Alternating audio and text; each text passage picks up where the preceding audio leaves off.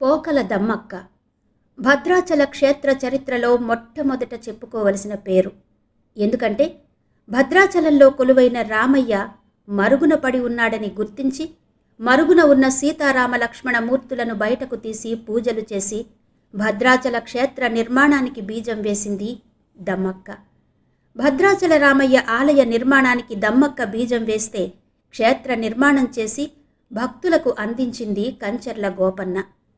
కంచర్ల గోపన్న ఎన్నో శ్రమల కోర్చి ఆలయ నిర్మాణం చేసి చివరికి ఆ కారణంగానే నవాబు ఆగ్రహానికి గురయ్యి కఠినాతి కఠినమైన శిక్షలు అనుభవించినట్టు చరిత్ర చెబుతోంది.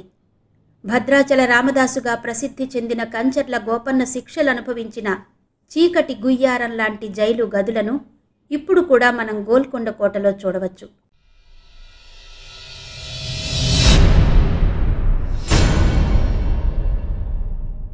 సరే, మరుగున పడిన భద్రాచల రామయ్యను ప్రపంచానికి చూపించిన దమ్మక్క గురించి చెప్పుకోవలసి వస్తే, త్రేతాయుగంలో శ్రీరాముడి అనుగ్రహం పొందిన శబరిమాతే పోకల దమ్మక్కగా జన్మించినట్టు నమ్ముతారు. భద్రాచల సమీపంలోని భద్రిరెడ్డిపాలెంలో శబరి తెగకు చెందిన గిరిజన కుటుంబంలో జన్మించిన దమ్మక్క రామునికి పరమ భక్తురాలిగా ఉంటూ ఎప్పుడూ రామనామ స్మరణ చేస్తూ ఉండేది. అప్పుడు భద్రాచలం ప్రాంతమంతా మహారణ్యంగా ఉండేది. ఆ ప్రాంతంలోనే భద్రిరెడ్డిపాలెం అనే చిన్న ఊరుంది. ఆ ఊరిలో కొండరెడ్లు నివసించేవారు. అక్కడే పోకల దమ్మక్క నివాసం. ఆమెకు ఒక కూతురు, ఒక పిల్లవాణ్ణి కూడా పెంపకం తీసుకుంది దమ్మక్క. రామనామస్మరణే ఊపిరిగా జీవిస్తోంది. ఆమె తపస్సు ఫలించి ఒకనాడు సీతాలక్ష్మణ సమేతుడై భద్రాద్రి రాముడు దమ్మక్కకు కలలో కనిపించాడు. తన ఉనికిని చెప్పి తనను సేవించమన్నాడు. మరునాడు కొండంతా వెతికింది. రాముడు కనిపించలేదు.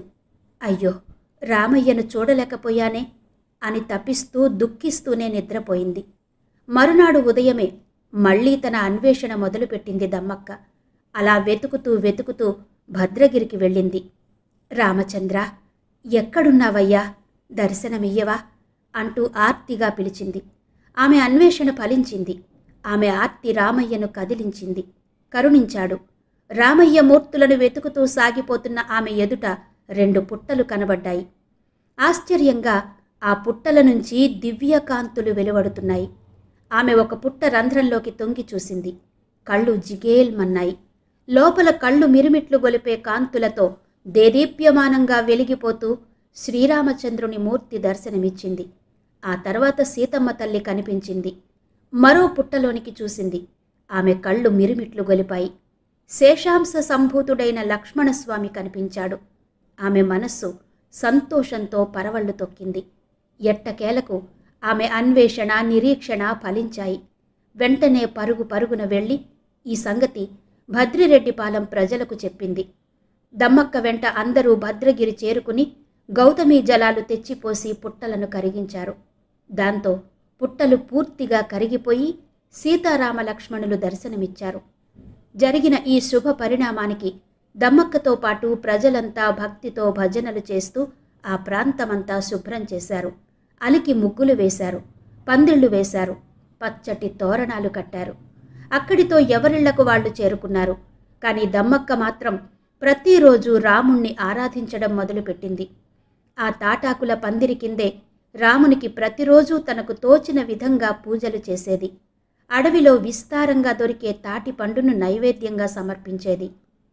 ఇలా రామా రామా అంటూ పరితపిస్తూ రామయ్యను సేవిస్తూ ఉండేది. ఇంత చేసినా అయ్యో, రామయ్య ఈ అరకొర తాటాకుల పందిరి కింద ఉండవలసి వచ్చింది అని బాధపడేది. ఆమె తపనను గుర్తించిన రామయ్య త్వరలోనే నా భక్తుడు వచ్చి ఇక్కడ ఆలయ నిర్మాణం చేస్తాడని దమ్మక్కను ఊరడించాడు. ఇలా ఉండగా ఒకనాడు దమ్మక్క పక్క ఊరు వెళ్ళవలసి వచ్చింది. మరి తాను వెళ్ళకపోతే రామయ్యకు నైవేద్యం పెట్టడం ఎలా? కానీ వెళ్ళక తప్పని పరిస్థితి. అందుకే రామయ్యకు నైవేద్యం పెట్టే బాధ్యత తన కుమార్తెకు అప్పగించింది. ఆ బాలిక ఉదయమే లేచి శుచి అయి రాముని సన్నిధికి వెళ్ళింది. తల్లిలాగే ఆ పాప కూడా తాటి పండును తీసుకెళ్లి భద్రాద్రి రామును ముందు పెట్టింది. అమ్మ రామయ్యకు పండును పెట్టమని చెప్పింది కదా, అంటే రాముడొచ్చి నిజంగానే తింటాడు అనుకుంది ఆ పసిపిల్ల. రామా, తిను అంది. రాముడు కదలలేదు, కన్నులు తెరవలేదు, పండును స్వీకరించలేదు. పండును తినమని సీతారామ లక్ష్మణులను ఎంతో బతిమాలింది. ఇదేంటి, రాముడు తినడం లేదు అనుకొని మళ్లీ బతిమాలింది. తిను రామా, నువ్వు తినకపోతే మా అమ్మ ఊరుకోదయ్యా, నీకు నైవేద్యం పెట్టమని చెప్పింది. ఇప్పుడు నువ్వు తినకపోతే మా అమ్మ నన్ను కోప్పడుతుంది. నువ్వు తినకపోతే నేను చచ్చిపోతాను అంటూ గొడవ మొదలుపెట్టింది. రామయ్య ఉలకలేదు, పలకలేదు. దాంతో ఆ పిల్ల దుఃఖంతో తల బాదుకోవడం మొదలుపెట్టింది. ఆ బాలిక అమాయకత్వానికి భద్రాద్రి రామయ్య కదిలిపోయాడు. చేయి చాపి తాటిపండునందుకున్నాడు. ఆ బాలిక చూస్తుండగా ఆరగించాడు. ఆమె కళ్ళు మూసి తెరిచే వరకు రాముడు యథావిధిగా ఉండిపోయాడు. దమ్మక్క రాగానే ఈ విషయాన్ని తల్లికి చెప్పిందా పాప. దమ్మక్క నమ్మలేదు. రాముడు స్వయంగా మనం చూస్తుండగా వచ్చి తినడమేంటి అనుకుంది. తన కూతురే పండును తినేసి అబద్ధమాడుతుందని భావించింది.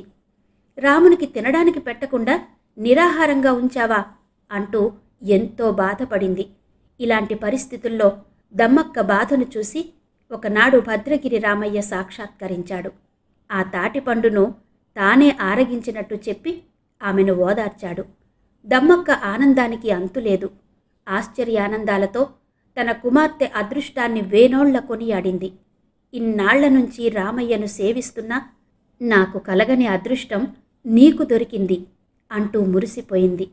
అలా ఆ తల్లితో పాటు కూతురు కూడా రామ కైంకర్యానికే జీవితం అంకితం చేసింది. ఇలా ఉంటే భద్రిరెడ్డి పాలానికి కూతవేటు దూరంలో గల నేలకొండపల్లి గ్రామంలో కంచర్ల లింగన్న, కామమ్మ దంపతుల ఒక్కగానొక్క కుమారుడు కంచర్ల గోపన్న.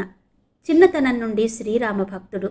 యవ్వనం రాగానే గోపన్నకు దగ్గరి బంధువైన అక్కన్న తానీషా ప్రభువు దగ్గర మంత్రిగా ఉండడంతో గోపన్నను పాల్వంచ ప్రాంతానికి తహసీల్దారుగా నియమించాడు. ఆ పరగణాలోనే ఉన్న భద్రగిరి ప్రాంతాన్ని దర్శించిన గోపన్న స్వామికి సరైన ఆలయం లేకపోవడం, తాటాకుల పందిరి కింద ఎండకు వానకు గురై ఉండడం చూసి చలించిపోయాడు. ఎలాగైనా రామయ్యకు ఆలయం నిర్మించాలని సంకల్పించుకున్నాడు. పన్నులుగా వసూలైన ధనంతో రామాలయాన్ని సర్వాంగ సుందరంగా నిర్మించాడు. దాంతో ప్రభుత్వ ధనాన్ని ఇలా వినియోగించినందుకు కోపోద్రిక్తుడైన తానీషా ప్రభువు గోపన్నను చెరసాలలో వేయించాడు. చిత్రహింసలకు గురిచేశాడు. తన భక్తుడు బాధపడుతూ ఉంటే, అది కూడా తన కారణంగా బాధలు పడుతూ ఉంటే రామయ్య చూస్తూ ఉంటాడా? కదిలొచ్చాడు. తమ్మునితో కలిసి మారువేషంలో వచ్చి తానీషాకు కలలో కనిపించి ఆలయ నిర్మాణానికి గోపన్న ఎంత ధనమైతే వెచ్చించాడో ఆ ధనం చెల్లించి గోపన్నను బంధ విముక్తుల్ని చెయ్యమని చెప్పి తన కాలం నాటి రామ మాడలను చెల్లించాడట. తానీషా ఒక్కసారిగా మేలుకుని చూడగా ఆలయానికి గోపన్న ఎంత ధనాన్నైతే వాడాడో అంత సొమ్ము రాశిగా పోసి ఉందట. ఆ నాణాలు కూడా ప్రస్తుత కాలానివి కాదు, రామాయణ కాలం నాటివి అని తేలింది. దాంతో ఆ వచ్చిన వారు మారువేషంలో ఉన్న రామలక్ష్మణులే అని గ్రహించి గోపన్న భక్తిని తన తప్పును తెలుసుకుని ఖైదు నుండి విడుదల చేశాడట. గోపన్న ఎప్పుడూ రామకీర్తనలు పాడడంతో రామదాసుగా ప్రసిద్ధి చెందాడు. అలా దమ్మక్క పుట్టలో నుంచి వెలికి తీసిన సీతారామ లక్ష్మణ మూర్తులకు గోపన్న ఆలయాన్ని నిర్మించాడు. అలా పోకల దమ్మక్క భద్రాచల రాముని పట్ల అపారమైన భక్తితో కూడిన గిరిజన మహిళగా భద్రాచల ఆలయ పునరుద్ధరణలో కీలక పాత్ర పోషించింది.